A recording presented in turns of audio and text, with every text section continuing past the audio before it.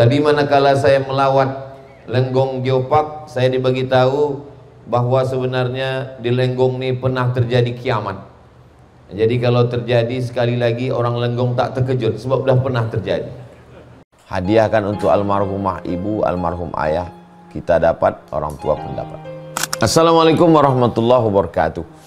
Bapak, ibu, abang, kakak, adik, sahabat jamaah dimanapun berada, ma'akal tafa'afnaita, makanan yang dimakan berubah menjadi kolesterol, diabetes, jantung, gula, dan lain sebagainya.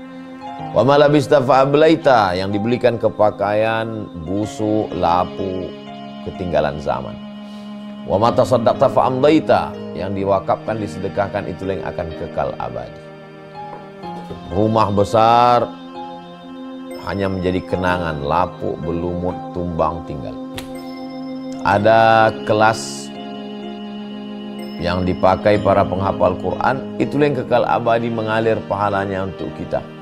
Hadiahkan untuk almarhumah ibu, almarhum ayah, kita dapat, orang tua pun dapat. Satu lantainya 4 kelas, totalnya 16 kelas, tempat santri belajar. Yang sekarang santri belajar di asrama.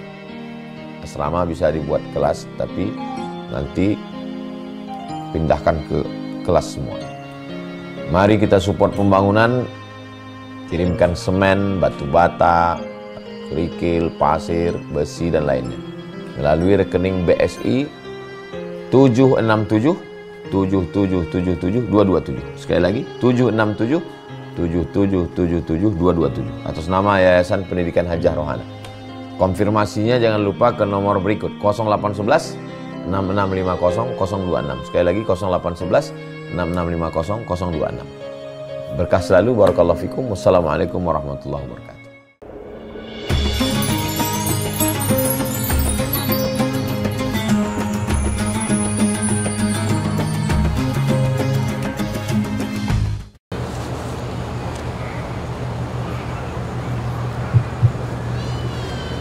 Bismillahirrahmanirrahim.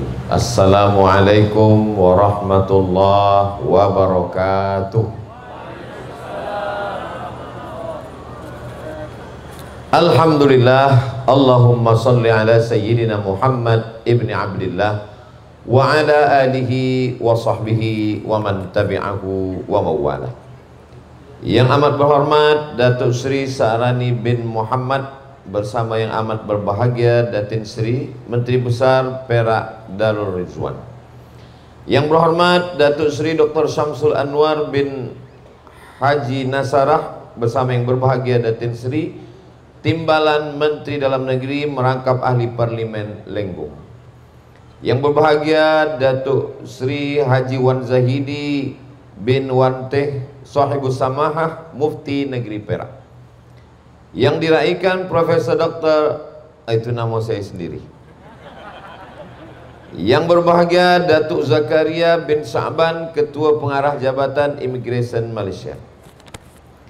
Yang berbahagia Profesor Datuk Dr. Muhammad Afifi Al-Akiti, Ahli Majlis Kebangsaan Hal Ehwal Islam yang dilantik Majlis Raja-Raja dan Filo Pusat Pengajian Islam. Yang berusaha Tuan Muhammad Fitri bin Hasan, Pegawai Daerah Hulu Perak. Yang dihormati Toh Muda Orang Kaya-Kaya Sri Andika Raja Sah Bandar Muda Datuk Lamio Roslan bin Datuk Sri Haji Mio Ahmad Rashidi, Orang Besar Jajahan Hulu Perak. Ketua-ketua Jabatan Persekutuan dan Negeri, tuan-tuan, puan-puan, hadirin hadirat, muslimin muslimat, semua yang berhadir maupun yang mengikuti program kita malam ini melalui online, semuanya dimuliakan Allah Subhanahu wa taala. Amin ya rabbal alamin. Tadi yang amat berhormat sudah menyampaikan kepada kita bahwa setahun lepas yang dimuliakan Allah Subhanahu wa taala, Datuk Sri Syamsul Anwar dah membagi tahu bahwa Ustaz Abdul Somad akan datang ke Lenggong, Perak, ingin bertemu dengan semua jamaah.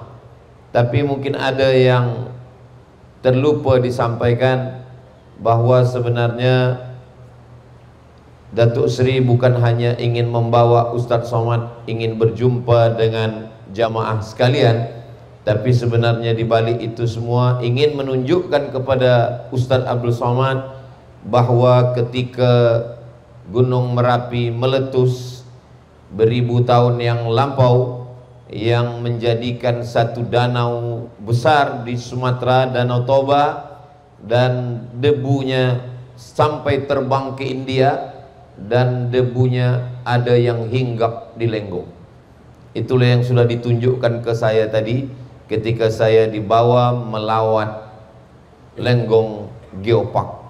Ditunjukkan semua batu-batu, semua debu yang menggumpal ratusan tahun bahkan jutaan tahun lamanya, dan akhirnya sampailah ke negeri yang kita syukuri sebagai ungkapan terima kasih kepada Allah Subhanahu wa taala. Allah berjanji, la in syakartum, kalau kamu bersyukur, la azidannakum, maka aku akan tambah nikmat. Mudah-mudahan nikmat alam yang indah kalau kita jaga, Allah akan mengekalkannya sampai akhirnya Allah akan membinasakan semua. Tadi manakala saya melawat Lenggong Geopark, saya dibagi tahu bahwa sebenarnya di Lenggong ini pernah terjadi kiamat. Jadi kalau terjadi, sekali lagi orang Lenggong tak terkejut sebab sudah pernah terjadi. Allah Subhanahu wa taala menjaga alam ini. Wa ja'alna fawqakum sab'an shidada, kami jadikan di atas kamu ada 7 lapis binaan shidada yang kokoh dan kuat. Itulah yang disebut dengan lapisan ozon. Tapi sampai masanya nanti lapisan ini akan terkoyak, maka semua batu-batu meteor yang ada di langit akan jatuh ke bumi. Allah berfirman dalam Al-Quran, idza samaa'um fatarat, ketika langit terbelah, wa idzal kawakibun tasarat, planet-planet yang ada di atas bertembung, wa idzal biharu fujirat, lautan akan diledakkan, diletupkan, wa idzal biharu fujirat wa idzal quburu bu'thirat, ketika itu semua yang dikubur akan bangkit menghadap Allah, dan ketika itu tiada siapa yang boleh menolong kita. Kalau hari ini kita ditolong oleh saudara, ayah, bunda, yauma yafirrul mar'u min akhihi, hari itu saudara kandung pun lari, wa ummihi wa abi, ibu lari dari anak, wa abih, ayah kandung pun lari dari suami, dari istri, dari keluarga, wa sahibatihi wa bani, istri, anak-anak semuanya akan meninggalkan. Likulli mri'im minhum yawma idzin sya'nun yughnih. Rupanya kalau terjadi hari kiamat itu bukan cuma manusia mati. Kalau sudah terjadi kiamat bukan cuma manusia mati, Mike pun ikut mati juga. Begitulah dahsyatnya kuasa Allah Subhanahu wa taala. Jadi sebenarnya dulu Semenanjung ini dengan Sumatera ini bersatu. Yang sekarang bila kita tengok map, Google Map, Semenanjung di atas, Sumatera di bawah. Tapi sebenarnya dulu bersatu.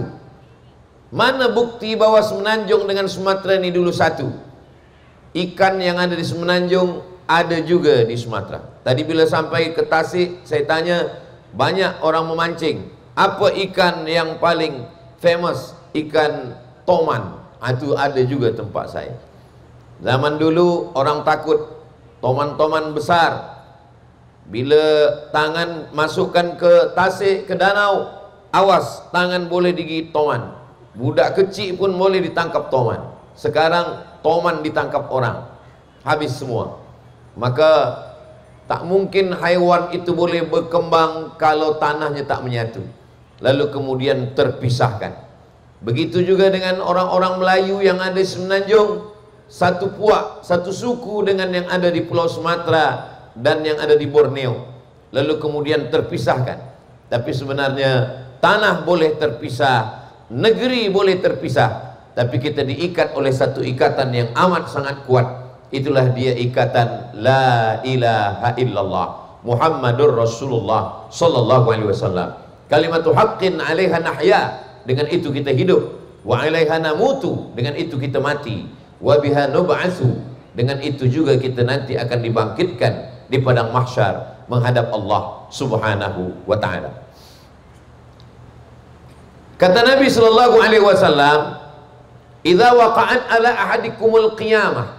Kalau kamu sudah mau mati, sakit, tua, wa fi yadihi fasilah, di tanganmu ada anak kurma, pokok kurma yang masih kecil. Kata Nabi, kalaupun kamu sudah mau mati, falyurisha, tanamlah.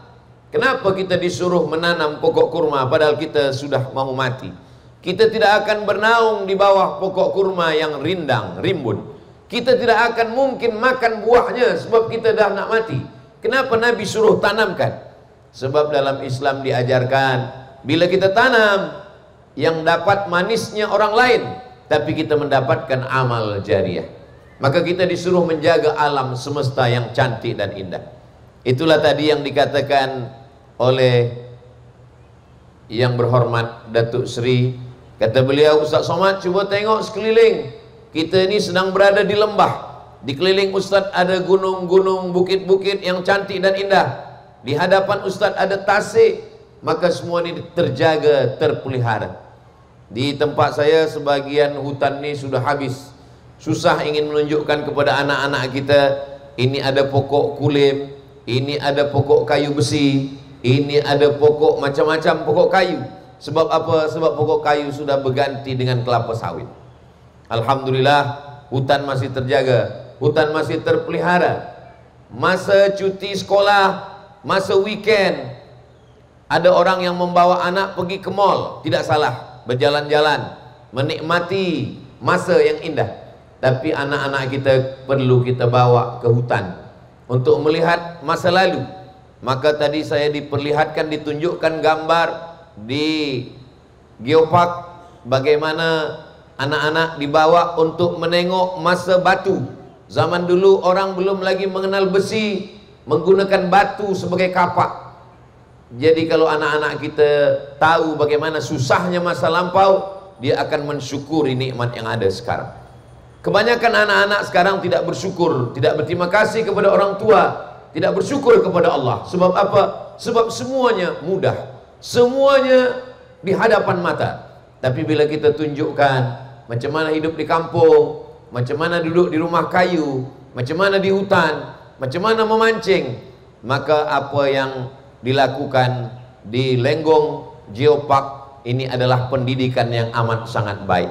Maka pada musim cuti sekolah, pada masa weekend, kita bawa anak, kita bawa family, kita bawa keluarga semua untuk melihat masa lalu. Bila tadi saya diperlihatkan pecahan batu-batu, pecahan masa lalu, apakah betul dunia ini sudah tua ratusan ribu tahun lampau? A'udzubillahi minasyaitonirrajim. Allah berfirman dalam Al-Quran, Inni ja'ilum fil ardi khalifah. Aku, kata Allah, ingin menjadikan di atas muka bumi ini khalifah. Khalifah selalu diterjemahkan sebagai pemimpin. Tapi bila kita tengok makna lain daripada kata khalifah, Nabi Muhammad SAW meninggal digantikan oleh Abu Bakar Siddiq. Abu Bakar itu dipanggil dengan khalifah. Seorang mursyid tarekat Naqsyabandiyah, bila dia tak datang, maka penggantinya adalah khalifah. Ini adalah khalifah. Khalifah makna lain daripada pemimpin adalah pengganti. Maka ketika Nabi SAW meninggal, digantikan kepemimpinan itu oleh Khalifah Abu Bakar Siddiq. Seorang syekh mursyid bila dia tidak datang, yang memimpin zikir adalah Khalifah. Maka Allah mengatakan, aku ingin menjadikan di atas muka bumi ini Khalifah. Jadi kalau kita ini Khalifah, kita pengganti. Ada yang menggantikan kita. Siapa yang menggantikan? Khalifah manusia. Siapa yang digantikan? Yang digantikan adalah makhluk yang lebih tua daripada kita. Setiap kali Allah menyebut kita, maka yang disebut bukan kita dulu, tapi makhluk yang lebih tua itu. Wa ma khalaqatul jinna wal insa. Jin lebih dulu daripada manusia. Qul la in jatama'atil jinnu wal insu. Kalau berkumpul jin dan manusia, alladzi waswisu fi sudurin nas minal jinnati wan nas, dari jin dan manusia. Jadi memang kita last kali datang ke dunia. Ini bukan tempat kita. Tempat kita adalah di surga. Ini tempat kita sementara. Jadi dunia ini sebenarnya sudah tua. Sebelum kita datang sudah ada makhluk sebelum kita. Jadi tidak mustahil apa yang dikatakan oleh para ahli ilmu bumi, geologi, bahwa dunia ini sudah tua, bahwa batu-batunya berumur 100 tahun, bahkan 1.000.000 tahun. Tidak salah. Tapi kita datang belakangan. Kita memang dikirim Allah untuk menjaga alam semesta. Kalau dunia ini hanya diisi oleh haiwan, dunia tidak maju. Tapi bila dunia ini diisi oleh manusia, manusia yang menjadi khalifah, maka dunia ini menjadi maju.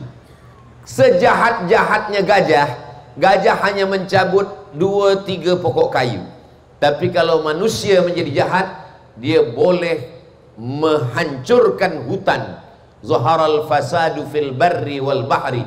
Sudah nampak kerosakan fil barri, di daratan, wal bahri, dan lautan, bima kasabat aydin nas, karena tangan-tangan manusia. Maka manusia yang jahat diberikan Allah Subhanahu wa taala, dikirimkan manusia yang baik untuk menjaga alam semesta, supaya dunia tidak rosak, supaya lautan tidak kotor, supaya hutan tetap terjaga.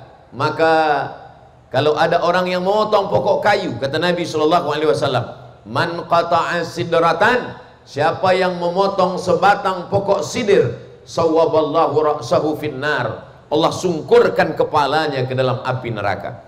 Kalau satu pokok sidir saja dipotong, tersungkur kepala dalam api neraka, bagaimana dengan orang yang menghantam, menghabiskan hutan sehingga tak tersisa lagi untuk anak-anak di masa akan datang.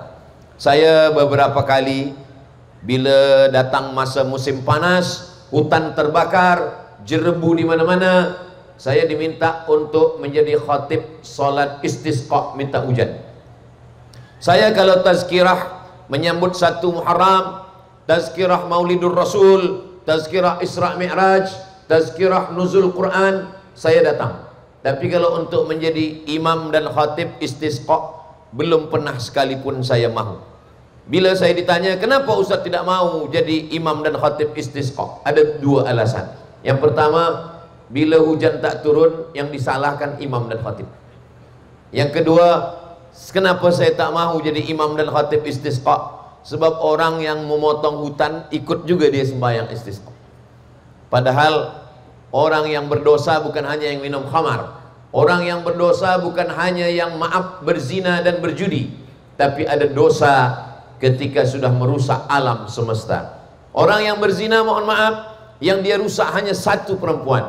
Orang yang minum khamar, mohon maaf, yang dia rusak hanya diri dia saja. Tapi orang yang merusak hutan, maka gunung-gunung tidak lagi mampu menahan air hujan, banjir pun datang, dan pokok-pokok kayu tumbang, haiwan-haiwan, burung-burung tak boleh lagi bersarang. Dia sudah merusakkan alam. Orang selalu menyangka dosa itu innamal khamru khamar, wal maisir judi, wal ansab menyembelih binatang untuk berhala, wal azlam mengundi nasib. Tapi sebenarnya dosa yang lain, yaitu merusak alam semesta. Maka Allah Subhanahu wa taala mengirim kita ke atas dunia sebagai khalifah, sebagai pemimpin, supaya kita menjaga. Alhamdulillah, di Lenggong saya menengok pokok kayu terjaga, hutan terjaga, burung-burung dijaga. Bahkan orang-orang yang datang dari kota masa cuti sekolah, weekend, datang untuk menengok. Maka datanglah manusia berkumpul bersama, maka disitulah turun rahmat Allah Subhanahu wa ta'ala. Ada seorang sahabat, lalu kemudian dia mengambil anak burung. Selepas itu dia bawa ke rumah. Maka kata Nabi SAW, nanti pada hari kiamat, anak-anak burung ini akan menuntut kepada Allah Subhanahu wa ta'ala, kerana dia sudah memisahkan anak burung dengan induk burung. Kita tidak boleh mengganggu haiwan, sebab mereka juga sama seperti kita. Wa ma min dabbatin fil ardi, semua hewan yang melata di atas muka bumi, wala ta'irin yatiru bi janahihi, burung-burung yang terbang dengan sayapnya, illa umamun amsalukum, mereka juga adalah makhluk, mereka juga adalah ummah sama seperti kamu. Bahkan kalau kita tengok bagaimana Nabi Sulaiman alaihissalam, bila pemimpin adil, maka dia tidak hanya menjaga manusia, bukan menjaga pokok kayu, tapi juga semut-semut pun terjaga. Nabi Sulaiman melarang tenteranya untuk berjalan. Wahai pasukan tentera, berhenti kamu sekejap. Kenapa? Karena aku mendengar sayup-sayup terdengar. Panglima semut berkata, ya ayyatuhan namlu dukhulu masakinakum. Wahai semut-semut, masuklah kamu ke sarang-sarang kamu sebelum pasukan tentera Sulaiman lalu. Nanti mereka tidak tahu mereka akan menginjak kamu. Pemimpin yang adil dan amanah tidak hanya menjaga manusia, tapi juga menjaga hutan, menjaga pokok kayu, menjaga burung-burung, menjaga alam semesta, menjaga semut, supaya tidak ada yang mati, tidak ada yang teraniaya. Kullukum ra'in, setiap kamu adalah pemimpin, wa kullukum mas'ulun, semua kamu akan terjaga. Wa kullukum mas'ulun, semua kamu akan disoal, diminta tanggung jawab di hadapan Allah Subhanahu wa ta'ala. Saya sudah sampai ke Perak, sudah melihat Lenggong Geopark, tempat terjaganya tasik, terjaganya gunung, terjaga pokok kayu. Mudah-mudahan apa yang kita jaga hari ini boleh kita wariskan, ditengok oleh anak cucu kita di masa akan datang, insya Allah. Masa sebelum keluar dari Lenggong Geopark tadi, di pintu sebelum keluar tuh saya menengok ada tidak hanya setakat menjaga pokok kayu, burung-burung dan batu-batu, tapi juga ada dijaga makanan-makanan, lengkap dengan pekasamnya pun terjaga juga. Sebab sekarang ini banyak makanan-makanan yang datang dari luar negara, sehingga anak-anak cucu tak tahu lagi apa yang dimakan oleh nenek moyang masa lampau, tak lagi tahu apa makanan, semua makanan daripada luar. Maka hari ini saya menengok terjaga, terpelihara. Maka puan-puan, maka dia boleh memasak ini, dia tunjukkan kepada anaknya, ini ada namanya siput, ini ada di dalam, ditunjukkan inilah siput yang ribuan tahun sudah menjadi batu. Kalau yang ini siput yang sudah masuk ke dalam gulai santan. Maka semua terjaga, terpelihara. Tapi menjaga makhluk Allah yang lebih hebat lagi adalah menjaga keyakinan. Sekarang ini orang boleh menonton YouTube dengan berbagai macam channelnya. Ada orang yang bangga dengan minum khamarnya. Ada podcast orang membahaskan apa yang awak minum, bagaimana rasanya mabuk. Tak terkendali lagi dunia. Semua boleh berbicara.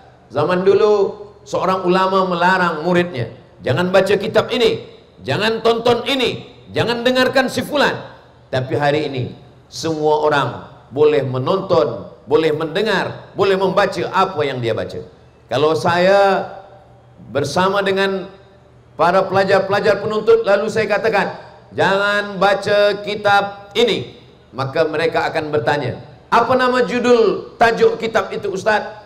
Kitabnya Mafhumun Nas. Jangan baca kitab ini. Kitab ini adalah kitab yang ditulis oleh orang yang liberal. Mereka terus saja akan tulis di google.com. Mereka akan dapat PDF, dia akan download, dia akan baca. Maka yang paling penting daripada menjaga pokok kayu, menjaga burung, menjaga tasik, menjaga hutan, maka menjaga fikiran manusia. Menjaga fikiran manusia dari virus yang lebih berbahaya daripada COVID-19, virus bernama atheist, tak percaya kepada Tuhan. Alhamdulillah, Imam Abul Hasan Al-Asy'ari yang disebut dengan akidah Asy'ariyah, kalau satu Asy'ari, kalau jamaknya Asy'ariyah, maka mereka sudah susunkan yang disebut dengan sifat 20. Wujud, qidam, baqa, mukhalafatu lil hawadithi, qiyamuhu binafsihi wahdaniyah, qudrat, radat, ilmun, hayat, sama, basar, kalam. Ada setengah orang mengolok-olok, mengejek Asy'ariyah. Kenapa sifat 20? Sifat Allah tak boleh terhad, dibataskan hanya pada 20. Maka sebenarnya Asy'ariyah menyusun sifat 20 bukan sebagai had batasan, tapi 20 sifat inilah yang akan mengcounter, yang akan membebaskan manusia dari pengakuan Tuhan, baik yang mengatakan ada Tuhan maupun yang mengatakan tak ada Tuhan. Bagi ateis yang mengatakan tak ada Tuhan, maka terbantahlah dia dengan sifat yang pertama, wujud. Wujud, ada Tuhan. Wajibul wujud, dia wajib ada. Mana makna bukti dia ada. Dia ada sebab ada alam semesta. Mustahil alam ini ada kalau dia tidak ada. Maka adanya alam ini menunjukkan bahwa yang mengadakan alam ini dari tidak ada menjadi ada, maka dia adalah maha ada. Itulah dia wujud. Lalu selepas orang percaya kepada Tuhan, orang akan mempertuhankan manusia. Wa qalatil yahudu Uzairun ibnullah. Orang Yahudi mengatakan Uzair anak Allah. Wa qalatin nasara al-masih ibnullah. Nasara mengatakan al-masih adalah Tuhan. Maka dibantah dengan sifat yang kedua, qidam. Qidam artinya tidak berawal. Uzair berawal, ada ayahnya, ada ibunya, dia lahir, maka ada awalnya. Isa tidak berayah, tapi dia beribu, dia dikandung, dia lahir, ada masa kanak-kanak, maka dia berawal, maka dia bukan Tuhan. Qidam, wujud qidam. Lalu kemudian kalau Isa tidak berayah boleh dikatakan Tuhan, maka kalau begitu Adam lebih layak dikatakan Tuhan karena dia tidak berayah dan tidak beribu. Inna mathala Isa indallah kamathali Adam. Keberadaan Isa sama macam Adam. Tak susah bagi Allah untuk menciptakan Isa sebagaimana tak payah bagi Allah menciptakan Adam. Innama amruhu idza arada syai'an ayyakula lahu kun fayakun. Lalu kemudian baqa, wujud wajib ada. Qidam dia tak berawal, baqa dia tak berakhir. Sesiapapun yang mengaku Tuhan, kalau dia berakhir, dia mati, dia tua, dia binasa, maka dia bukan Tuhan. Maka begitulah ulama yang cerdas menyusun sifat 20 untuk menafikan semua yang selain Allah. La ilaha illallah. Itu adalah natijahnya, itu hasilnya. Tapi bagaimana kita boleh sampai kepada la ilaha illallah? Itu melalui sifat 20. Lalu bagaimana dengan orang yang mengatakan Tuhan ada, tapi Tuhan itu duduk, Tuhan itu boleh ditunjuk, Tuhan itu di atas? Maka kata Imam At-Tahawi dari kalangan salaf, Allah munazzahun anil jihati sitti. Allah maha suci dari 6 arah. Dia bukan di hadapan, dia bukan di belakang, dia tidak di atas, dia tidak di bawah, dia tidak di kanan, dia tidak di kiri, dia tidak di dalam, dia tidak di luar. Dia sudah ada sebelum alam ada. Kalau sebelum alam ada dia sudah ada, lalu dia menciptakan alam, dia berpindah ke alam, maka berarti dia sama dengan alam. Itulah maka masuklah sifat yang keempat, wujud, qidam, baqa, mukhalafatuhu lil hawadis. Dia tidak sama dengan yang baharu. Ustaz Abdul Somad tadi berada di Tasik. Selepas itu dia naik duduk di atas kerusi. Selepas itu dia tegak di atas tangga. Dia berpindah, maka Allah Ta'ala tak berpindah. Kalau berpindah berarti dia bukan Allah. Mukhalafatuhu lil hawadis. Allah Subhanahu wa Ta'ala menciptakan aras. Selepas dia ciptakan aras, lalu dia berpindah dari tempat sebelum ada aras, dia duduk di atas aras. Istaqarra, menetap di atas aras. Jalasa, dan duduk di atas aras. Maka ini adalah akidah yang fasidah, akidah yang rosak. Kenapa? Karena Allah tidak menyatu dengan alam. Dia bukan di dalam alam, dia bukan di luar alam. Allah maujud bila makan. Allah ada sebelum tempat itu ada. Tempat itu baharu, aras itu baharu. Jadi kalau Allah berdiam pada baharu, maka Allah terbantahkan. Itulah dia sifat yang kelima, qiyamuhu binafsihi. Wujud, qidam, baqa, mukhalafatu lil hawadis, qiyamuhu binafsihi. Dia berdiri sendiri, dia tak berhajat kepada aras. Allah menciptakan aras bukan sebagai tempat duduk dia. Allah Subhanahu wa Ta'ala menciptakan aras untuk menunjukkan bahwa dia maha kuasa. Wa huwal azizul hakim. Dia maha kuasa, dia maha perkasa, dia agung dan mulia, dialah segala-galanya. Itulah yang difahami oleh Ahlus Sunnah wal Jamaah. Jadi kalau mau selamat akidah anak-anak kita di akhir zaman, maka mesti kembali kepada akidah Ahlus Sunnah wal Jamaah. Kalau disebut Ahlus Sunnah wal Jamaah, itu adalah Imam Abul Hasan Al-Ash'ari dan Imam Abu Mansur Al-Maturidi. Karena mereka inilah yang menyusun akidah Ahlus Sunnah wal Jamaah secara sistematik. Apakah pada masa Nabi sudah ada fiqh? Ada fiqh. Aisyah ahli fiqh, sahabat Nabi pun ahli fiqh, tapi fiqh yang tersusun secara rapi, disusun oleh para ulama mazhab. Jadi kalau ada orang bertanya, kenapa kita mesti ikut sifat 20, mesti belajar kepada Imam Abul Hasan Al-Asy'ari? Samalah seperti orang yang mengatakan kita kembali kepada hadis Nabi Muhammad sallallahu alaihi wasallam. Kamu kembali kepada hadis Nabi? Iya. Kamu berjumpa dengan Nabi? Tidak. Lalu kamu mengambil hadis dari siapa? Saya mengambil hadis dari Sahih Al-Bukhari, mengambil hadis dari Sahih Muslim, mengambil hadis dari Sunan Abi Daud, dari Sunan Tirmidzi, dari Sunan Nasai, dari Sunan Ibnu Majah, dari Muwatta Malik, dari Sunan Ad-Darimi, dari Musnad Al-Hakim, dari Musnad Ahmad bin Hanbal. Apa maknanya? Mengambil kepada para ulama. Kalau dalam hadis kita ambil Sahih Bukhari, maka dalam akidah kita ambil Imam Abul Hasan Al-Asy'ari, dalam bidang fiqh kita ambil Imam Muhammad bin Idris Asy-Syafi'i, dalam bidang akhlak kita ambil Imam Junaid Al-Baghdadi dan Imam Abu Hamid Al-Ghazali. Itulah dia rumus Ahlus Sunnah wal Jamaah. Sila tonton YouTube, boleh mengaji di YouTube, boleh. Tapi yang pertama, yakinkan dalam hati, mesti cari tahu bahwa ustaz, bahwa tuan guru yang kita tonton di YouTube itu adalah memang dia ada di alam nyata. Sebab sekarang ini banyak yang kita tonton di YouTube, rupanya ada, tapi sebenarnya dia bukan manusia, dia adalah AI. Tadi siang saya dah tanya pada AI, siapakah Abdul Somad? AI jawab, semua jawab tak betul. Saya screenshot, saya upload di Instagram, saya tulis komen, kalau kita tak tulis tentang diri kita, maka AI akan jawab sesuka hati dia. Maka itulah perlunya kita lagi kembali kepada Al-Quran dengan bahasa Al-Quran. Suatu hari datang 2 orang tamu ke rumah saya. Selepas dia bertanya tentang masalah agama, lalu dia tanya masalah ubat. Kata saya bukan tukang jual ubat. Selepas itu dia tunjukkan, ini saya tonton Ustadz ada cerita pasal masalah ubat.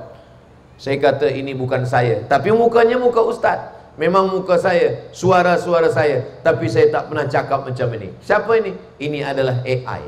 Maka kita pastikan bahwa orang yang kita tonton ini memang manusia, yang dia sampaikan itu memang betul. Orang yang selalu ikuti kajian Ustaz Abdul Somad, dia boleh bezakan mana Ustaz yang original, mana Ustaz yang AI. Yang kedua, setelah kita pastikan bahwa ini memang manusia, dia mestilah manusia yang Ahlus Sunnah wal Jamaah. Jangan ambil ilmu daripada Syiah, jangan ambil daripada Qadariyah, jangan ambil daripada Jabariyah, jangan ambil daripada Mu'tazilah, jangan ambil daripada Wahabiyah, jangan ambil daripada liberal, jangan ambil daripada atheist, jangan ambil daripada agnostik. Ambillah Ahlus Sunnah wal Jamaah. Siapa Ahlus Sunnah wal Jamaah? Ahlus Sunnah wal Jamaah itu cirinya 3. Dalam bidang akidah, dia ikut Imam Abul Hasan Al-Asy'ari. Dalam bidang fiqh, dia ikut dalam mazhab. Kata Syekh Ali Jum'ah, man huwal Azhari? Siapa itu Azhari? Azhari adalah Ahlus Sunnah wal Jamaah. Dalam bidang akidah, kalau tidak Imam Asy'ari, dia Imam Maturidi. Kita di Asia Tenggara ini ikut pada Imam Abul Hasan Al-Asy'ari. Sedangkan saudara kita yang ada di Uzbekistan, yang ada di Turki, itu sebagiannya ikut pada Imam Maturidi. Lalu kemudian dalam fiqh dia bermazhab. Mazhab paling tua Imam Hanafi, meninggal 150 Hijrah. Mazhab kedua Imam Maliki, meninggal 179 Hijrah. Yang ketiga Imam Syafi'i, meninggal 204 Hijrah. Mazhab yang keempat Imam Hambali, Ahmad bin Hanbal, makamnya di Baghdad, meninggal 204 Hijrah. Meninggal 241 Hijrah. Imam Syafi'i 204, Imam Ahmad bin Hanbal Hambali 241 Hijrah. Maknanya hubungan mereka sangat jauh, tapi mereka adalah hubungan guru dan murid. Imam Ahmad bin Hanbal berguru kepada Imam Muhammad bin Idris Asy-Syafi'i, walaupun ada beberapa perbezaan. Dan kita di Asia Tenggara mengikuti imam yang ketiga, Imam Muhammad bin Idris Asy-Syafi'i. Dalam bidang akhlak, tazkiyatun nafs, mensucikan hati dari hasad dengki, kita ikut kepada Imam Junaid Al-Baghdadi.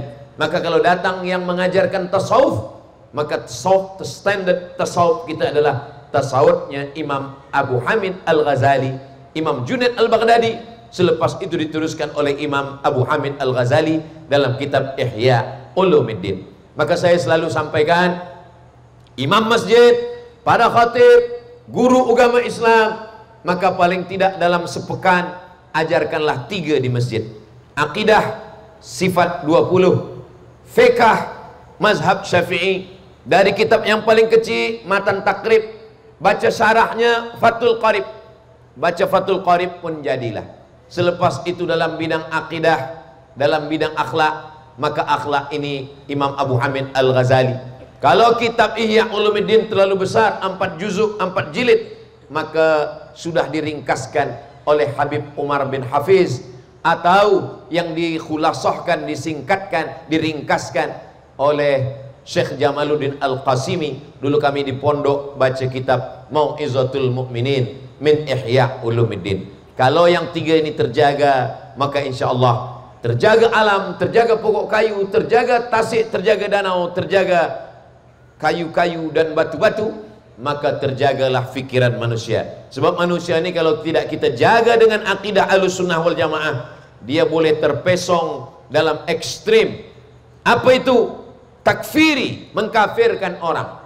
Ada 3 simpang yang kita tak boleh berjumpa dengan kelompok-kelompok ekstrim. Yang pertama, kalau berbeza pendapat, maka orang itu disebut sebagai pelaku bid'ah. Kalau sudah bid'ah dhalalah, kalau sudah dhalalah finnar. Padahal ini masalah khilafiyah.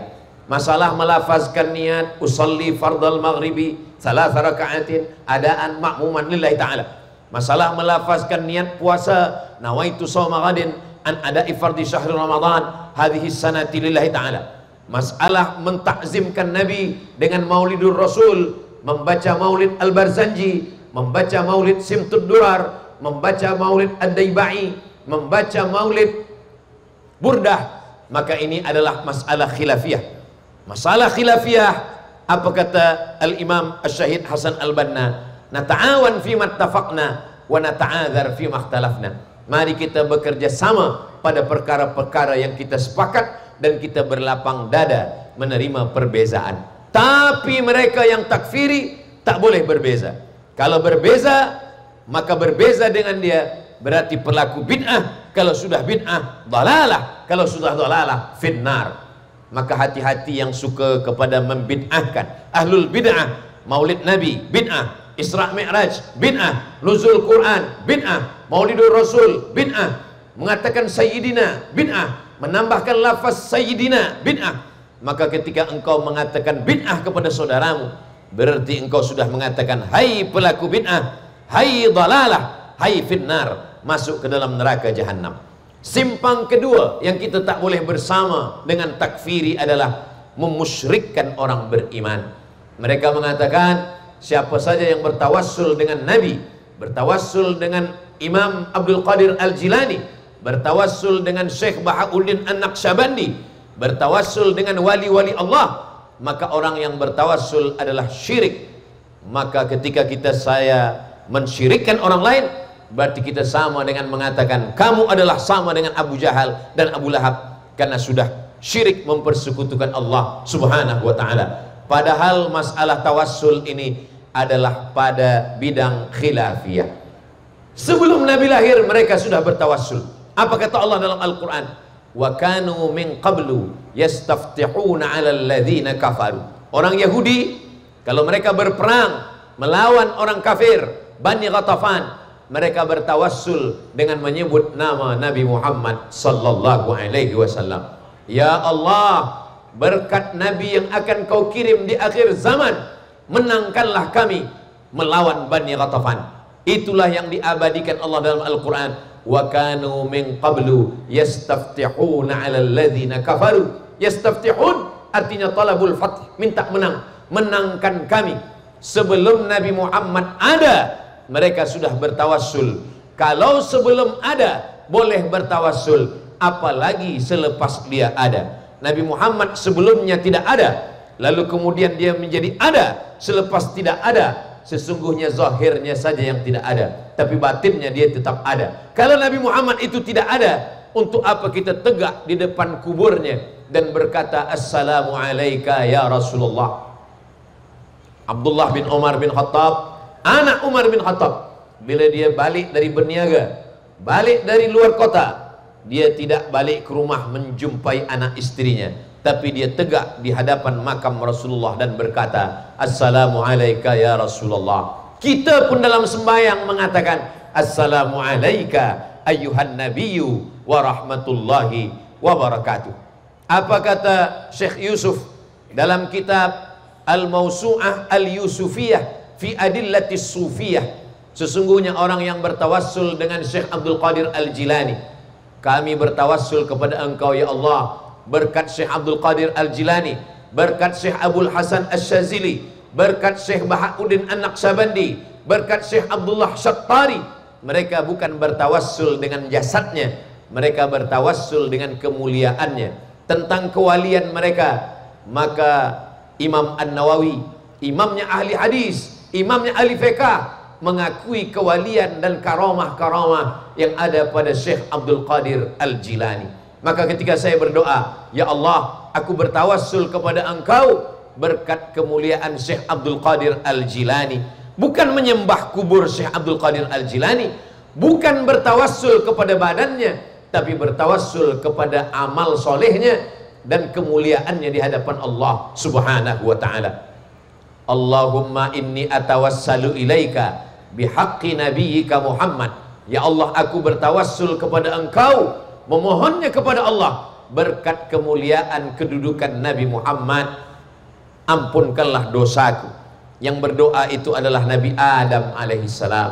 Nabi Adam berdoa kepada Allah, doa yang paling tua, Rabbana zalamna anfusana wa illam taghfir lana wa tarhamna lanakunanna minal khasirin. Selepas itu Nabi Adam berkata, Allahumma inni as'aluka bihaqqi Muhammad. Aku memohon kepada engkau ya Allah, berkat Muhammad ampunkanlah dosaku.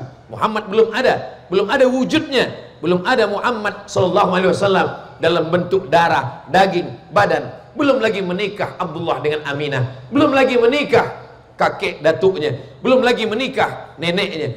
Tapi Adam sudah memohon, menyebut namanya. Allah bertanya kepada Nabi Adam. Allah bertanya, bukankah Allah tidak tahu? Allah Maha tahu. Allah ingin bagi tahu pada sesiapa saja yang tak tahu. Hai Adam, ketika engkau berdoa, nama siapa yang kau sebut? Kata Adam, yang ku sebut adalah nama Muhammad. Siapa Muhammad? Kata Adam, lamma khalaqtani, ketika engkau menciptakan aku, nafakhta fi ruhi, kau tiupkan, kau hembuskan ruh ke dalam jasadku, rafa'tu ra'si, ku angkat kepalaku, dan aku menengok memandang, ada nama engkau bersanding dengan namanya di tiang arsy, dan nama itu adalah nama Sayyidina wa Maulana Muhammad sallallahu alaihi wasallam. Kenapa Ustaz Abdul Somad menyebut Sayyidina? Bukan saya yang menambah, yang menyebut Sayyidi itu adalah dia sendiri. Nabi Muhammad sendiri yang berkata, ana sayyidu waladi Adam, saya adalah sayyid, pemimpin anak cucu keturunan Adam. Maka kita tidak menyebut namanya karena adab, karena akhlak kepada dia. Kita sebut Allahumma salli ala Sayyidina Muhammad. Kenapa disebut Maulana? Karena Nabi berkata, man kuntu maulahu fa'aliyun maulahu. Siapa yang mengangkat aku sebagai pemimpinnya, maka Sayyidina Ali adalah pemimpinnya. Maka kita mengatakan Allahumma salli ala Sayyidina wa Maulana. Mengapa kita mengatakan Allahumma salli ala Sayyidina wa Maulana wa Syafi'ina? Karena dialah yang memberikan syafaat ketika mereka datang kepada Adam. Nabi Adam malu meminta kepada Allah. Ketika mereka datang kepada Nabi Nuh, Nabi Nuh malu menghadap kepada Allah. Sampai pada akhirnya mereka meminta kepada Sayyidina wa Maulana wa Syafi'ina Muhammad sallallahu alaihi wasallam. Ada tiga simpang yang kita tak boleh bersama dengan takfiri. Yang pertama, karena mereka membid'ahkan. Kalau sudah bid'ah berarti masuk neraka. Yang kedua, memsyirikkan, berarti siapapun yang bertawassul berarti musyrik, kafir, masuk neraka. Yang paling teruk adalah yang ketiga, itulah dia mengkafirkan orang yang mentakwilkan ayat-ayat mutasyabihat. Yadullah fawqa aydihim, tangan Allah. Yauma yukshafu an saqin, betis Allah. Bi'ayunina, mata Allah. Tangan Allah, betis Allah, mata Allah. Maka kalau disebut tangan, betis, mata, menyamakan Allah dengan makhluk, maka salaf mereka manhajnya dua. Yang pertama tafwid, serahkan pada Allah Subhanahu wa taala. Apa makna bi'ayunina, mata? Wallahu a'lam bissawab. Apa makna yauma yukshafu an saqin, betis? Serahkan pada Allah. Wallahu a'lam bissawab. Apa makna yadullah, tangan? Serahkan pada Allah. Inilah yang paling selamat. Tapi bila kita menghadapi penyakit, kita mesti tunjukkan ubatnya.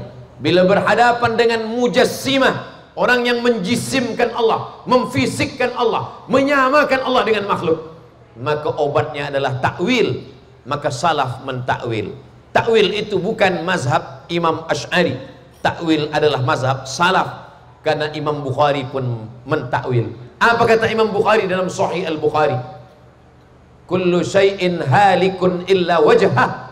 Segalanya hancur binasa. Gunung hancur, tanah hancur, bukit hancur, illa wajhah, kecuali wajahnya. Imam Bukhari tidak mengatakan wajah Allah. Imam Bukhari mentakwil. Kata Imam Bukhari, illa wajhah, illa mulkah.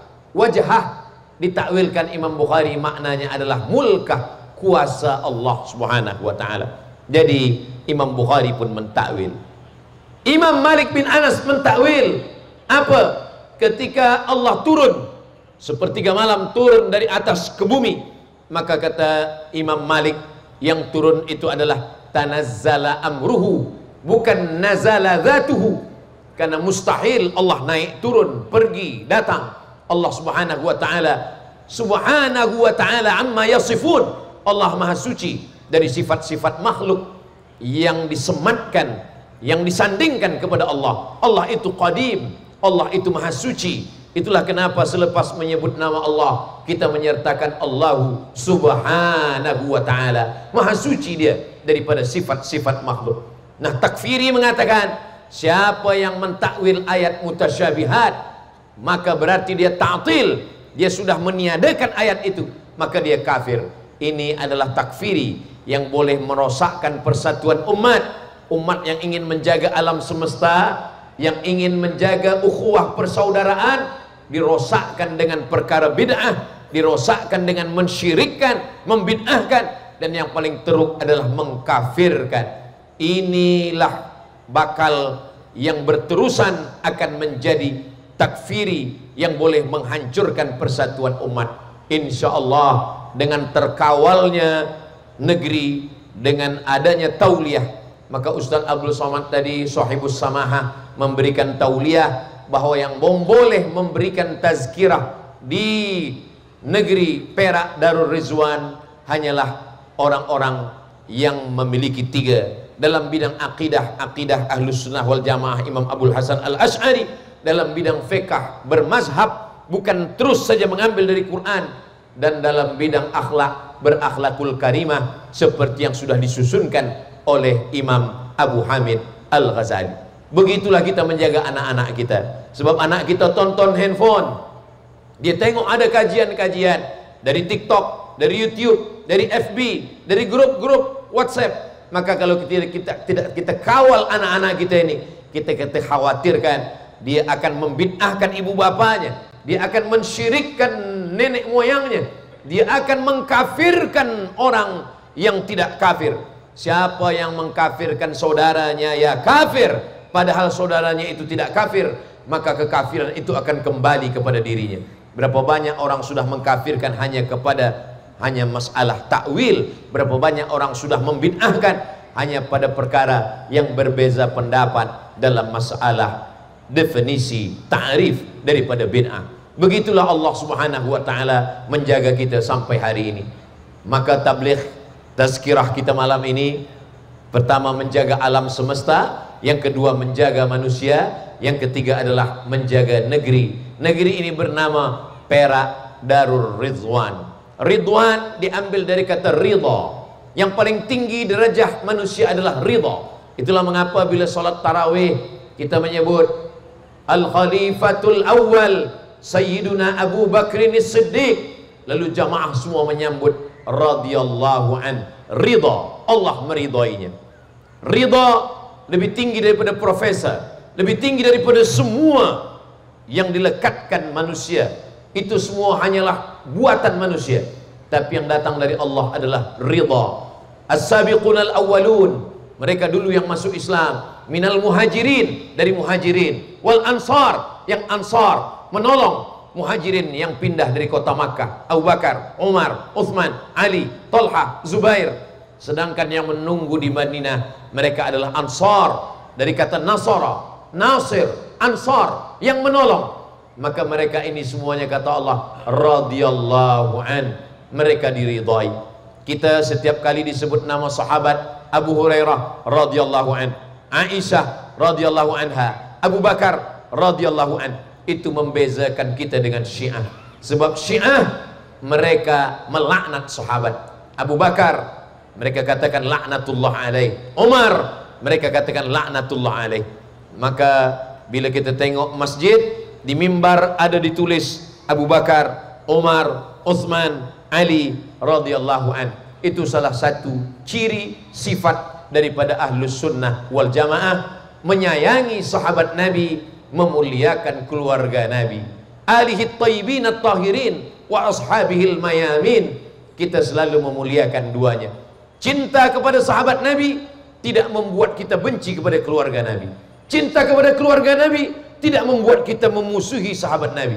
Maka kita selalu menyampaikan alhamdulillah wassalatu wassalamu ala rasulillah wa ala alihi wa ashabihi. Seimbang antara cinta kepada sahabat dengan cinta kepada keluarga Nabi Muhammad sallallahu alaihi wasallam. Ridha, kata Syekh Muhammad Mutawalli Asy-Sya'rawi, jangan beramal minta surga, karena kalau beramal minta surga hanya dapat surga saja.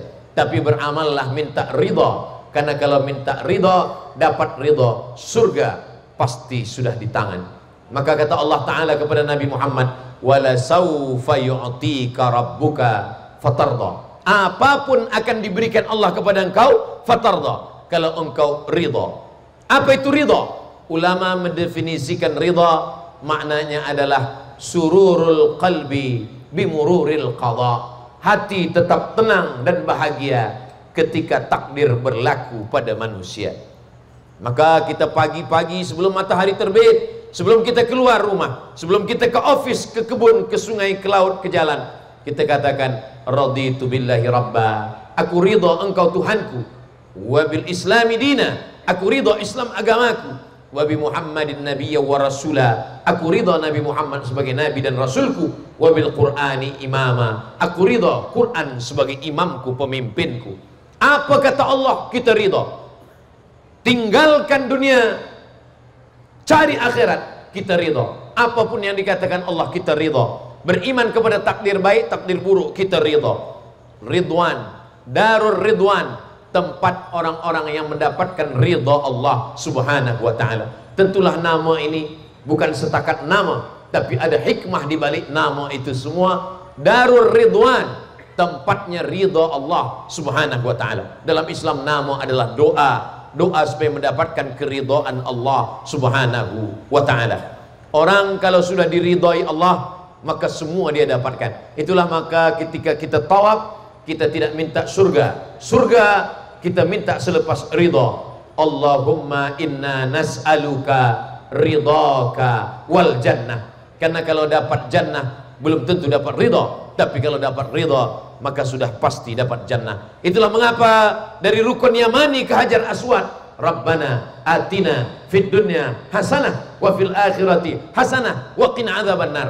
Selepas itu kita katakan Allahumma inna nas'aluka ridhaka wal jannah wa na'udzubika min sakhatika wan nar. Macam mana kita boleh mendapatkan ridha Allah? Ridha Allah fi ridhal walidain. Ridha Allah terletak pada ridha orang tua. Kalau ibu masih ada, kalau ayah masih ada, balik dari tazkirah malam ini. Malam ini tidak hanya setakat tazkirah bukan hanya sekedar mengaji, tapi juga ada pasar malam. Maka balik dari sini, berikanlah makanan-makanan. Apa kesukaan ayah ibu kita, kita berikan, itu menyenangkan hatinya. Idkhalus surur fi qulubil mu'minin, menyenangkan hati orang yang beriman. Kalau dia sudah ridha, maka rezeki pun turun, terbuka pintu-pintu rezeki. Siapa yang menyenangkan kedua orang tuanya, ridallah fi ridal walidain, ridha orang tua, disitulah turunnya ridha Allah. Wa sukhtullah fi sukhutil walidain, murka Allah, marah Allah ketika kedua orang tua marah, maka disitulah murka Allah turun. Mudah-mudahan kita dan anak-anak kita termasuk orang-orang yang diridhoi Allah karena mereka berbakti kepada orang tua. Yang sudah meninggal dunia, jangan lupa bacakan Al-Fatihah. Apa kata Imam Syafi'i? Wa qala Syafi'i, kata Imam Nawawi dalam kitab Riyadhus Shalihin min kalami Sayyidil Mursalin, wa in khatimul Qur'ana kullahu kana hasanan. Kalau dibacakannya Al-Quran sekhatam, kana hasanan, itulah yang paling elok, itulah yang paling elok. Tapi kalau tidak mampu membacakan Al-Quran sekhatam, inna likulli syai'in qalban, segala sesuatu punya hati. Wa qalbul Quran Yasin, hatinya Al-Quran adalah Yasin. Iqra'uha ala mautakum, bacakanlah kepada orang yang sudah meninggal dunia, bacakanlah surat Yasin. Tapi hadis ini dhaif ustaz, hadis dhaif kata Imam Nawawi. Ajma'al ulama ala jawazil amali bil hadis dhaif. Ulama ijma' boleh mengamalkan hadis dhaif dengan cukup 5 syarat. Begitu kata Imam As-Suyuti dalam Tadribur Rawi syarah Taqrib An-Nawawi. Yang pertama, sanadnya hadis sahih bersambung. Syarat hadis sahih yang pertama, sanadnya bersambung. Yang kedua, periwayatnya adil. Yang ketiga, periwayatnya dhabit. Yang keempat, tidak bercanggah dengan periwayat yang lebih thiqah. Yang kelima, tidak ada illat sebab dia menjadi dhaif. Kalau hadis itu dhaif, boleh kita amalkan. Kata Imam Nawawi, boleh. Disyarah oleh Imam Suyuti, boleh kalau cukup 5 syarat. Yang pertama, bukan dalam masalah akidah. Yang kedua, bukan dalam masalah dalil hukum halal haram. Yang ketiga, tidak ada perawi periwayatnya kadzab, pendusta, pembohong, penipu. Yang keempat, masih bernaung di bawah hadis sahih. Yang kelima, untuk fadail a'mal, maka membacakan surah Yasin termasuk hadis dhaif dan boleh. Karena apa? Karena ada yang lebih kuat mengatakan sampai. Itulah dia dalam kitab Ar-Ruh, ditulis oleh Imam Ibnu Qayyim Al-Jauziyah, murid daripada Ibnu Taimiyah. Apa kata Ibnu Qayyim Al-Jauziyah? Meriwayatkan dari Sayyidina Abdullah bin Umar bin Khattab, kalau aku mati meninggal dunia, bacakanlah pada bagian kepalaku pangkal Al-Baqarah, bacakanlah pada bagian kakiku akhir Al-Baqarah. Itulah kenapa malam tahlil kita bacakan pangkal Al-Baqarah, Alif Lam Mim sampai wa ulaika humul muflihun, akhir Al-Baqarah lillahi ma fis samawati sampai akhir. Semua susunan-susunan yang disusun ulama. Al-Fatihah, Qul huwallah 3 kali, Al-Falaq sekali, An-Nas sekali, pangkal Al-Baqarah, ayat kursi, akhir Al-Baqarah, surah Yasin. Itu semua adalah susunan daripada sunnah hadis Nabi Muhammad sallallahu alaihi wasallam. Ketika ini kita bacakan, dikirimkan kepada almarhum almarhumah, mengalirlah pahalanya. Dan yang paling afdal adalah sedekah. Datang saat, ya Rasulullah, ummi matat, ibu saya sudah meninggal dunia, apa atasaddaqu anha, kalau saya bersedekah apakah pahalanya sampai? Kata Nabi, pahala sampai wahai Sa'ad. Ayu sadaqatu afdal, apa sedekah yang paling afdal? Kata Nabi, suqyal ma, menyiapkan air. Maka Sa'ad pun datang menggali perigi, lalu perigi itu dia wakafkan, karena itulah yang afdal. Sebab di gurun pasir Arab susah air, payah mendapatkan air. Maka ketika yang susah, yang payah kita berikan, siapa yang memudahkan, man yassara an mu'sirin yassarallahu anhu yaumal qiyamah. Siapa yang memudahkan urusan orang dalam kesulitan, kepayahan, dimudahkan Allah urusannya pada hari kiamat. Orang tua yang sudah meninggal dapat, anak yang hidup pun mengalir dapat. Orang tua yang berbakti kepada ayah ibunya, maka anak-anaknya pun akan berbakti juga kepada dia. Apa yang kita lakukan? Mencari ridha Allah. Ketika semuanya sudah masuk surga, mudah-mudahan kita semua ini masuk ke dalam surga Allah Subhanahu wa taala. Ketika kita semua sudah masuk surga, Allah bertanya, ya ahlal jannah, wahai penghuni surga, madza turidun, apa yang kamu mau? Semua kamu sudah dapat. Kata penghuni surga, ada satu kami yang belum dapat ya Allah. Apa itu? Ridhamu. Kami sudah dapat surga beserta bidadari, beserta semuanya dapat, tapi ridhamu kami belum dapat. Kata Allah, yang dapat ridhaku hanya satu. Siapa dia? Orang yang ridha menerima takdirku. Mudah-mudahan kita di Perak Darul Ridwan termasuk orang yang mendapatkan ridha Allah sesuai dengan namanya, Darul Ridwan, tempatnya ridha Allah, tempatnya orang mendapatkan ridha Allah Subhanahu wa taala. Ridha menerima takdir Allah, ridha menerima hukum Allah, ridha menegakkan agama Allah. Raditu billahi rabba. Ketika kita ridha, maka Allah pun ridha. Kalau Allah sudah ridha, maka semua akan dia berikan, surganya dia berikan, dia jauhkan daripada azabnya. Itulah tazkirah yang boleh disampaikan Ustaz Abdul Somad. Tadi saya mula pukul 9, sekarang sudah pukul 10. Dimanapun menyampaikan tazkirah tetap 60 menit, dan jamaah di Darul Ridwan pun semuanya ridho mendengar ini insyaallah. Terima kasih atas segala perhatian, mohon maaf atas segala kesilapan dan kekhilafan. Mudah-mudahan yang saya sampaikan ini ikhlas karena Allah, boleh kita amalkan, kita teruskan kepada anak kita, kita share. Yang tak datang malam ini boleh tonton ulang di channel Ustaz Abdul Somad Official. Jangan lupa subscribe, like, share, and comment. Terima kasih segala perhatian. Saya tutup dengan pantun penutup, menangkap puyuh di Bukit Selasi. Thank you dan terima kasih.